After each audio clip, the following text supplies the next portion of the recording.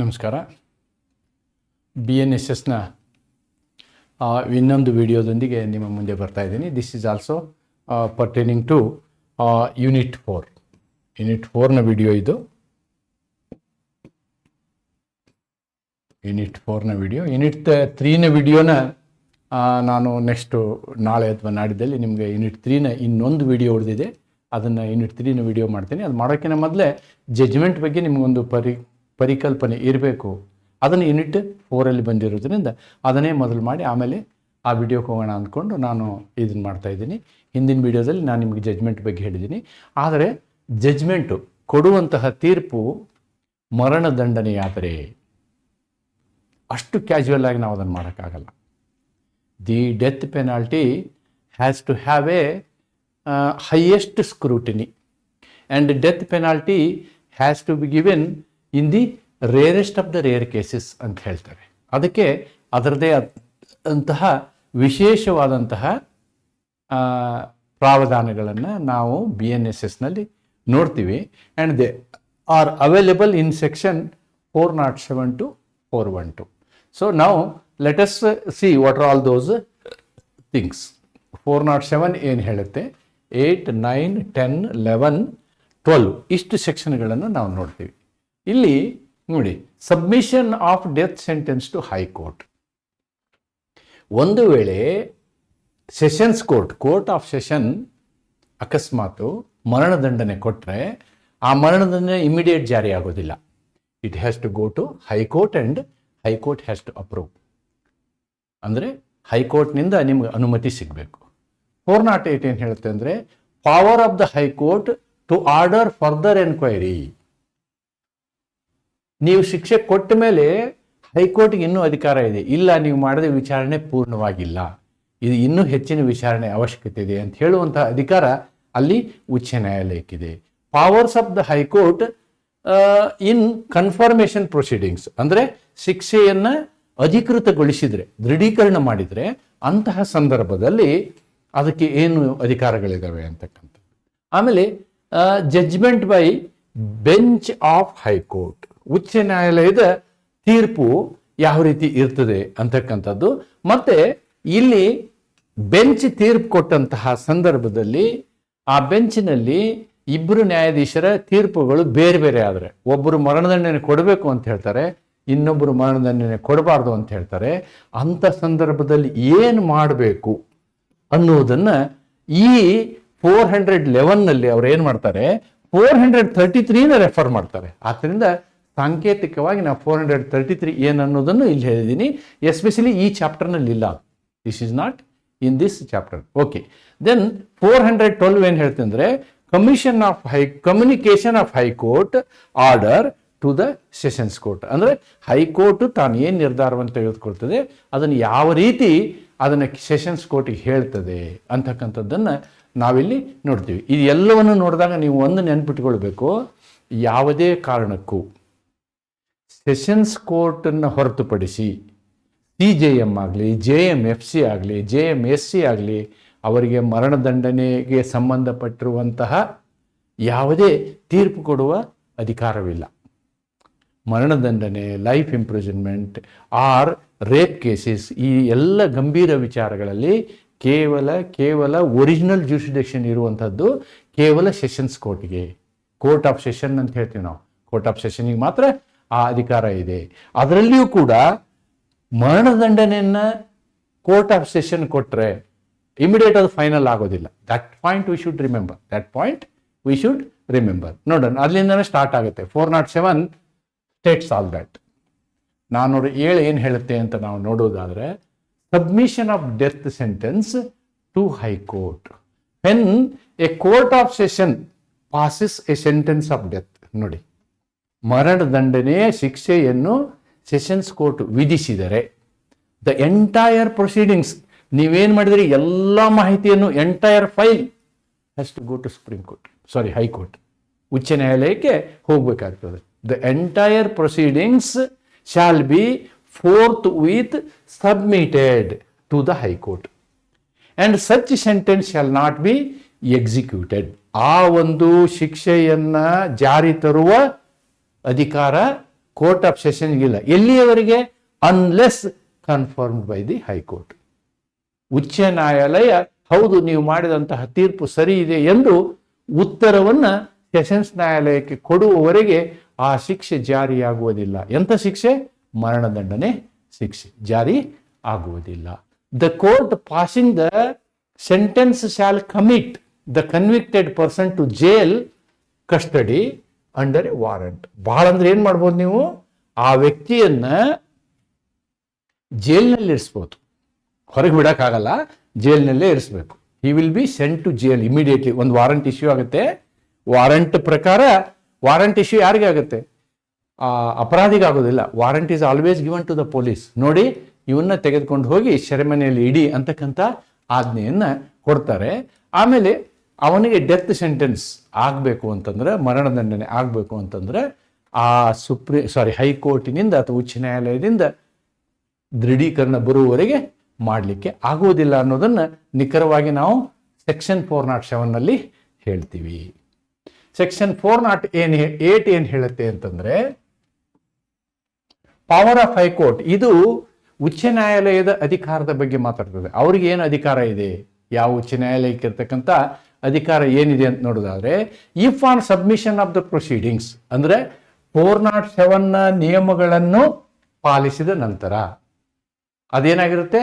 ಹೈಕೋರ್ಟ್ಗೆ ಹೋಗುತ್ತೆ. ಎಂಥ ಸಂದರ್ಭದಲ್ಲಿ ಹೋಗುತ್ತೆ? ಸೆಷನ್ಸ್ ಕೋರ್ಟಿಂದ ಕೇವಲ ಅದು ಮರಣದಂಡನೆ ಶಿಕ್ಷೆ ಆಗಿದ್ದರೆ ಮಾತ್ರ ಎಲ್ಲ ದಾಖಲಾತಿಗಳು ಹೈಕೋರ್ಟ್ಗೆ ಹೋಗ್ತವೆ. ಅವಾಗ ದ ಹೈಕೋರ್ಟ್ ಕನ್ಸಿಡರ್ಸ್, ಹೈಕೋರ್ಟು ನೋಡ್ತದೆ, ಅವುಗಳನ್ನೆಲ್ಲವನ್ನು ನೋಡ್ತದೆ. ಇನ್ನೂ ಹೆಚ್ಚಿನ ತನಿಖೆಯ ಅವಶ್ಯಕತೆ ಇದೆ ಅಂದ್ರೆ that further enquiry or additional evidence is necessary.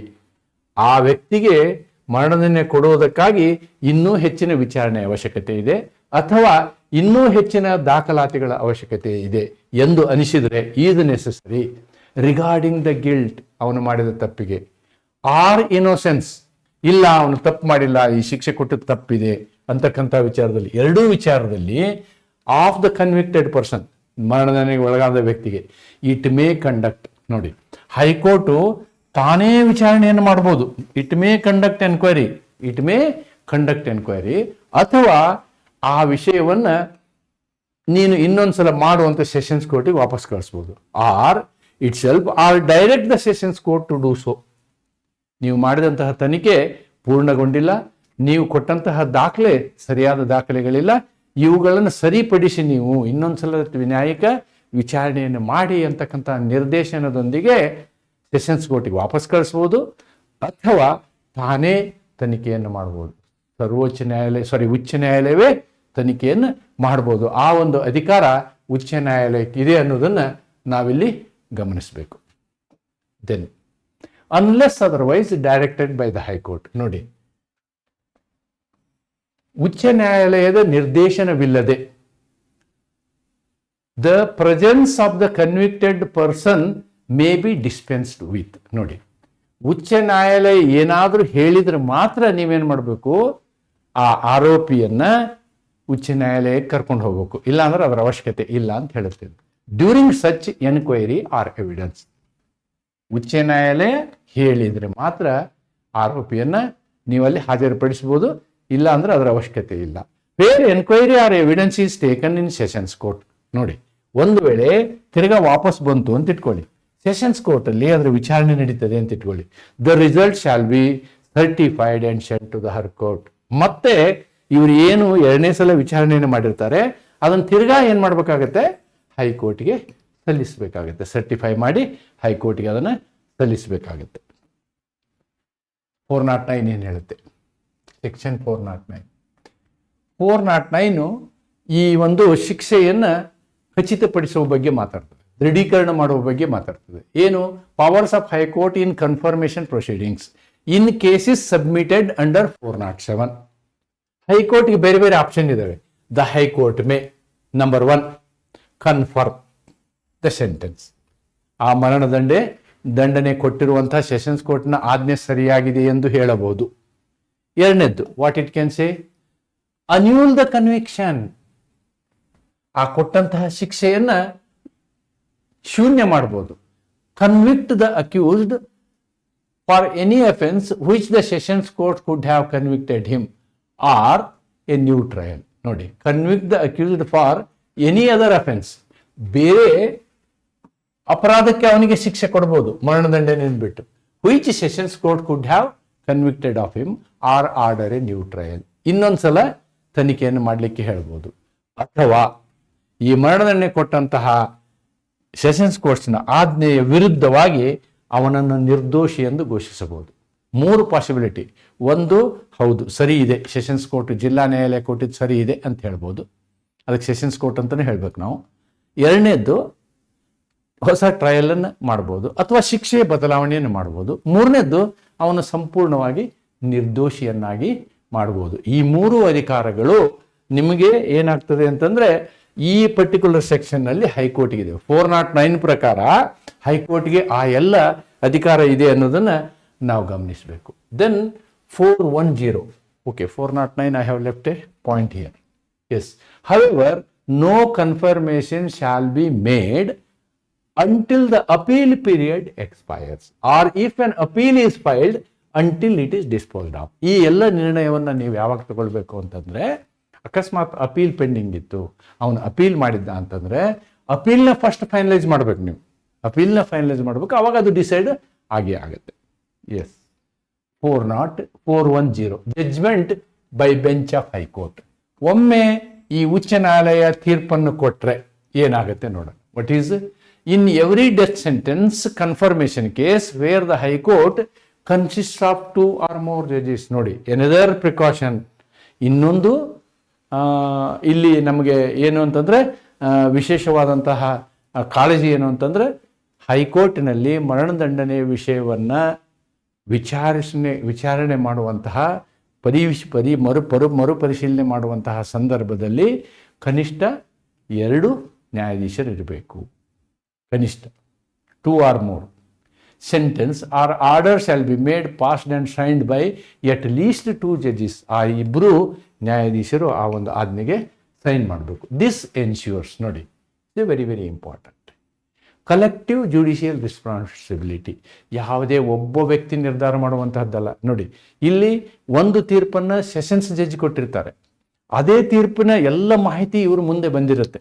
ಬಂದಂತಹ ಎಲ್ಲ ಮಾಹಿತಿಯನ್ನು ಪರಿಶೀಲಿಸಿ ಇಬ್ಬರು ಹೈಕೋರ್ಟಿನ ಉಚ್ಚ ನ್ಯಾಯಾಲಯದ ನ್ಯಾಯಾಧೀಶರು ಪರಿಶೀಲಿಸಿ ಕೊಡುವಂತಹ ಒಂದು ನಿರ್ಧಾರ ಏನಾಗಿರ್ತದೆ, ಸಂಯುಕ್ತ ನ್ಯಾಯಾಂಗ ಜವಾಬ್ದಾರಿಯನ್ನು ಖಚಿತಪಡಿಸುತ್ತದೆ. ಅಂದರೆ ಸುಮ್ಮನೆ ಕ್ಯಾಶುವಲ್ ಆಗಿ ಮರಣದಂಡನೆ ಕೊಡೋಕ್ಕಾಗಲ್ಲ. ವಿಶೇಷವಾಗಿ ಹೇಳುವುದಾದರೆ ಅನೇಕ ದೇಶಗಳಲ್ಲಿ ಮರಣದಂಡನೆ ಶಿಕ್ಷೆ ಇಲ್ಲ. ನಾವೇನು ಮಾಡ್ತೀವಿ, ರೇರೆಸ್ಟ್ ಆಫ್ ರೇರ್ ಕೇಸಸ್ಸಲ್ಲಿ ಮಾತ್ರ ನಾವು ಮರಣದಂಡನೆ ಕೊಡುವಂತಹ ಪದ್ಧತಿಯನ್ನು ಇಟ್ಕೊಂಡಿದ್ದೀವಿ. ಎಸ್, ಇದು 411 ಈಸ್ ಇಂಟ್ರೆಸ್ಟಿಂಗ್. ಒಂದು ವೇಳೆ ಮೊನ್ನೆ ಸುಪ್ರೀಂ ಕೋರ್ಟ್ನ ಒಂದು ಜಡ್ಜ್ಮೆಂಟ್ ಬಂತು. ಈ ಕರಪ್ಷನ್ ಆ್ಯಕ್ಟಲ್ಲಿ 17C ಸೆಕ್ಷನ್ ಇದೆ. 17C ಸೆಕ್ಷನ್ನಲ್ಲಿ ಇದರಲ್ಲಿ ಗೌರ್ಮೆಂಟ್ ಆಫೀಷಿಯಲ್ಗೆ ಸ್ವಲ್ಪ ರಿಯಾಯಿತಿ ಇದೆ. ಗೌರ್ಮೆಂಟ್ ಪರ್ಮಿಷನ್ ಕೊಡೋ ತನಕ ಅವ್ರ ಮೇಲೆ ಕರಪ್ಷನ್ ಕೇಸ್ ಹಾಕಂಗಿಲ್ಲ ಅಂಥೇಳಿ. ಇದು ಸರಿ ಇದೆಯೋ ತಪ್ಪಿದೆಯೋ ಅಂತಕ್ಕಂತಹ ಒಂದು ತೀರ್ಪನ್ನು ಸುಪ್ರೀಂ ಕೋರ್ಟ್ ಕೊಡುತ್ತೆ. ಇದರಲ್ಲಿ ನಾಗರತ್ನ ಅವರು, ಕರ್ನಾಟಕದವರು, ಅವರು ಇದು ಸರಿ ಇಲ್ಲ ಅಂತ ತೀರ್ಪು ಕೊಡ್ತಾರೆ. ಇನ್ನೊಬ್ರು ವಿಶ್ವನಾಥನ್ ಅಂತಕ್ಕಂಥವ್ರು, ಜಸ್ಟಿಸ್ ವಿಶ್ವನಾಥ್ ಅವರು, ಇಲ್ಲ ಇದರ ಅವಶ್ಯಕತೆ ಇದೆ ಅಂತಕ್ಕಂಥ. ಅಂದರೆ ಈ ರೀತಿ ಡಿವೈಡೆಡ್ ಜಡ್ಜ್ಮೆಂಟ್ ಆಗುವಂಥ ಸಾಧ್ಯತೆ ಇರ್ತದೆ. ಇಲ್ಲಿ ನಮ್ಮ ಸಂದರ್ಭದಲ್ಲಿಯೂ ಕೂಡ ಏನು ಅಂತಂದರೆ, where the death sentence confirmation case is heard by a bench of 2 persons. ಇಬ್ರು ಇದ್ದಂಥವ್ರು ನೀವು ಮಾಡಿದರೆ ಏನಾಗುತ್ತೆ, ಒಬ್ಬರು ಇಲ್ಲ ಅವನಿಗೆ ಮರಣದಂಡನೆ ಕೊಡಬೇಕು ಅಂತ ಹೇಳ್ತಾರೆ, ಇನ್ನೊಬ್ರು ಇಲ್ಲ ಅವನು ನಿರ್ದೋಷಿ ಮಾಡಬೇಕು ಅಂತ ಹೇಳ್ತಾರೆ. ಆವಾಗ ಅದಕ್ಕೆ ಫ್ರ್ಯಾಕ್ಚರ್ಡ್ ವರ್ಷನ್ ಅಂತಾರೆ. ಮರಣದಂಡನೆ ಈ ರೀತಿ ಆದಾಗ, ಡಿವೈಡೆಡ್ ಒಪಿನಿಯನ್ ಆದಾಗ, ಇದು ಒಂದು ಡೆಡ್ಲಾಕ್ ಆಗುತ್ತೆ, judicial deadlock. This is called judicial deadlock. ಈ ಸಂದರ್ಭದಲ್ಲಿ ಏನು ಮಾಡಬೇಕು, this provides a statutory mechanism to resolve. ಇದನ್ನ ಸರಿ ಮಾಡಲಿಕ್ಕೆ ನಮ್ಮ 411ನಲ್ಲಿ ಅವಕಾಶವಿದೆ. ಏನು ಅವಕಾಶ? 411ನಲ್ಲಿ ನೀವು ಈ ರೀತಿ ಆದಾಗ 433ನಲ್ಲಿ ಏನು ಹೇಳಿದೆಯೋ ಇದನ್ನು ಪಾಲಿಸಬೇಕು. ಫಾಲೋ ಸೆಕ್ಷನ್ 433 ಅಂತ ಹೇಳ್ತಾರೆ. ಸೆಕ್ಷನ್ 433 ಈ ಚಾಪ್ಟರ್ನಲ್ಲಿ ಬರೋದಿಲ್ಲ. Section 433 something different. ಅದಕ್ಕೆ ನಾನು ಇದನ್ನು ಬೇರೆ ಕಲರಲ್ಲಿ ಕೊಟ್ಟಿದ್ದೀನಿ. ಸೆಕ್ಷನ್ 433 ಏನು ಹೇಳುತ್ತೆ ಅಂತ ತಿಳ್ಕೊಳ್ಳಿಲ್ಲ ಅಂದ್ರೆ ನಮಗೆ ಅದು ಅರ್ಥನೇ ಆಗೋದಿಲ್ಲ. ಅದಕ್ಕೋಸ್ಕರ ಸೆಕ್ಷನ್ 433 ಇಲ್ಲಿ ಇಟ್ಟಿದ್ದೀನಿ. When N appeal under the chapter is heard by bench of judges of A high court and the judges R divided in the opinion. ಇದು ಅಪೀಲ್ ಕೇಸಲ್ಲಿ ನೋಡಿ. ದಿಸ್ ಈಸ್ ಡೆತ್ ಸೆಂಟೆನ್ಸ್ ವಿಷಯದಲ್ಲಿ ಅಪೀಲ್ ಬಂದಾಗ ಅಥವಾ ಯಾವುದೇ ಒಂದು ಅಪೀಲ್ ಬಂದಾಗ ಅಲ್ಲಿ ಡಿವೈಡೆಡ್ ಒಪಿನಿಯನ್ ಆದ್ರೆ ಏನಾಗುತ್ತೆ ಅಂತಂದ್ರೆ ಇವರು ಕೊಟ್ಟಂತಹ ತೀರ್ಪು 3ನೇ ಜಡ್ಜಿಗೆ ಹೋಗ್ತದೆ. It will go to the 3rd judge. The appeal along with their differing opinions shall be placed before another judge of the same high court. ಅದೇ ಹೈಕೋರ್ಟಿನ ಇನ್ನೊಬ್ಬ 3ನೇ ನ್ಯಾಯಮೂರ್ತಿಯ ಕಡೆ ಹೋಗುತ್ತೆ. ಆ 3ನೇ ನ್ಯಾಯಮೂರ್ತಿ ಏನ್ ಮಾಡ್ಬೋದು? ಅವ್ರಿಗೆ 2 ಆಪ್ಷನ್ ಇರ್ತವೆ. ಒಂದು, ಅವರು ಯಾವ್ದಾದ್ರು ಒಂದನ್ನು ಅಪ್ಹೆಲ್ಡ್ ಮಾಡ್ಬೋದು. ಈ ಇಬ್ಬರು ಒಪಿನಿಯನ್ ನಲ್ಲಿ there is 1 person A, 1 person B, 3rd person is C, judge C. Judge C may say he is okay or judge C may say he is okay. This is one option. Death sentence ಕೊಡಬೇಕು ಅಥವಾ ಕೊಡಬಾರ್ದು ಅಂತ ಏನು ಹೇಳ್ತಾನೆ, ಇವನ್ ಏನ್ ಹೇಳ್ತಾನೆ, that becomes final. This becomes final ಅನ್ನೋದನ್ನ section 433 ಹೇಳುತ್ತೆ. ಇದು ಒಂದೇ ಅಲ್ಲ, ಇದ್ರ ಜೊತೆಗೆ ಅವನೇನ್ ಮಾಡ್ಬೋದು ಅಂದ್ರೆ he can recommend for a larger bench. ಅವನಿಗೆ ಇಬ್ಬರು ವಿಷಯದಲ್ಲಿಯೂ ಇಲ್ಲ, ಇದು ಎರಡೂ ನೋಡಿದಾಗ ಇದು ಇನ್ನೂ ಹೆಚ್ಚಿನ ಪರಿಶೀಲನೆ ಆಗ್ಬೇಕು ಅಂದ್ರೆ ಅದು ಲಾರ್ಜರ್ ಬೆಂಚ್ಗೂ ಹೋಗುವಂತಹ ಚಾನ್ಸಸ್ ಇರುತ್ತೆ. Right.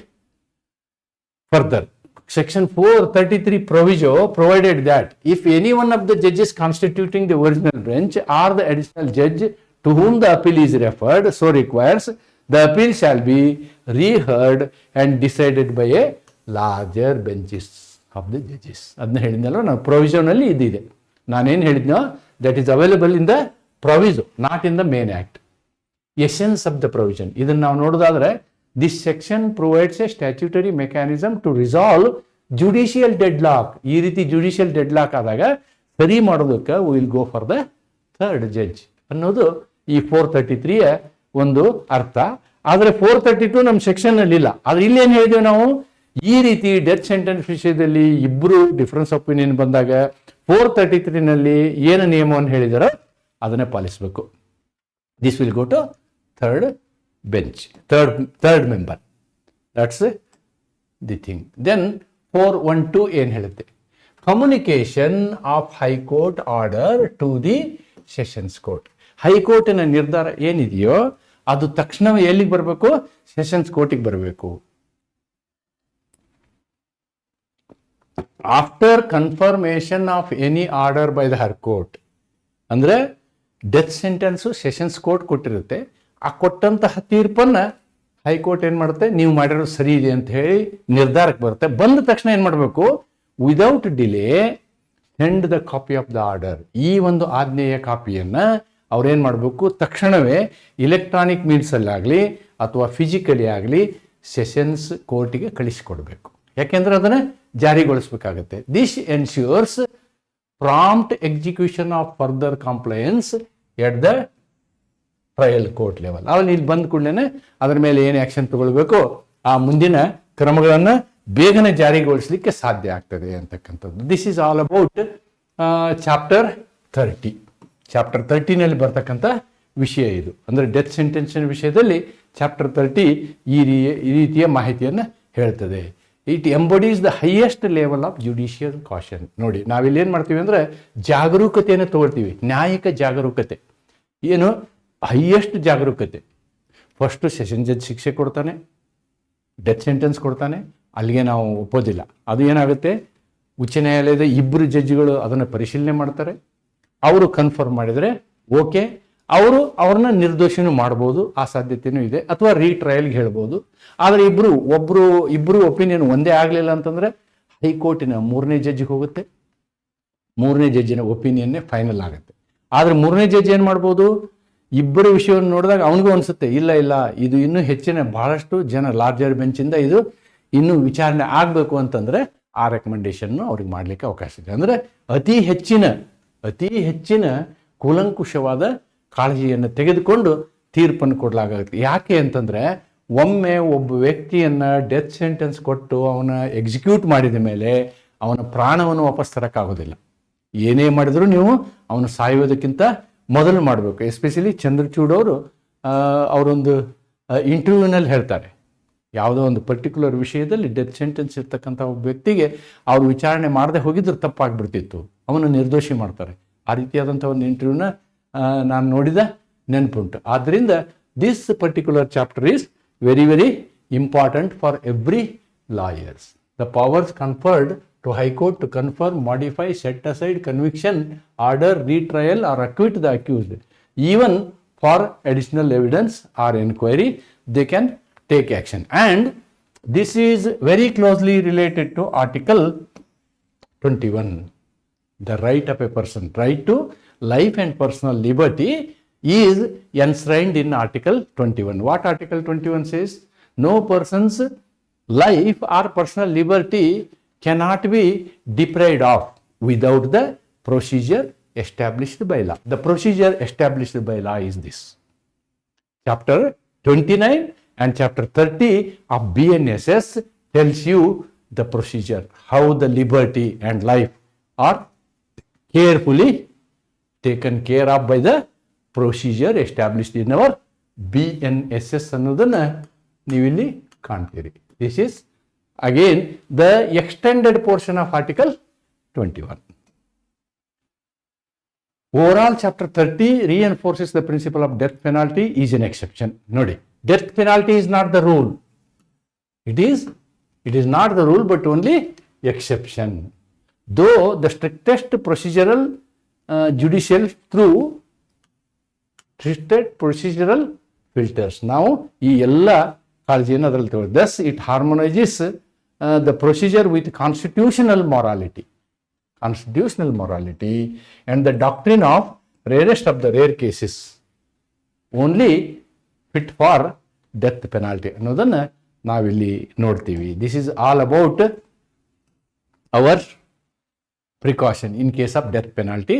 What are all the procedure ಅನ್ನೋದನ್ನು ನಾವು ಇವತ್ತಿನ ಈ ವಿಡಿಯೋದಲ್ಲಿ ನೋಡಿದ್ದೀವಿ. ನಿಮ್ಮ ಅಂತಿಮ ತಯಾರಿಯಲ್ಲಿ ಈ ಒಂದು ನನ್ನ ವಿಡಿಯೋ ನಿಮಗೆ ಹೆಲ್ಪ್ ಆಗಲಿ ಅಂತಕ್ಕಂಥ ವಿಚಾರವನ್ನು ಇಟ್ಕೊಂಡು ಈ ವಿಡಿಯೋ ಮಾಡಿದ್ದೀನಿ. ಮುಂದಿನ ವಿಡಿಯೋದಲ್ಲಿ ನಾನು ನಿಮಗೆ ಅಪೀಲ್ ಮತ್ತು ರಿವಿಷನ್ ಬಗ್ಗೆ ಮಾತಾಡ್ತೀನಿ ಅಂತ ಹೇಳ್ತಾ ಈ ವಿಡಿಯೋನ ಇಲ್ಲಿಗೆ ಕಂಪ್ಲೀಟ್ ಮಾಡ್ತೀನಿ. ನಮಸ್ಕಾರ.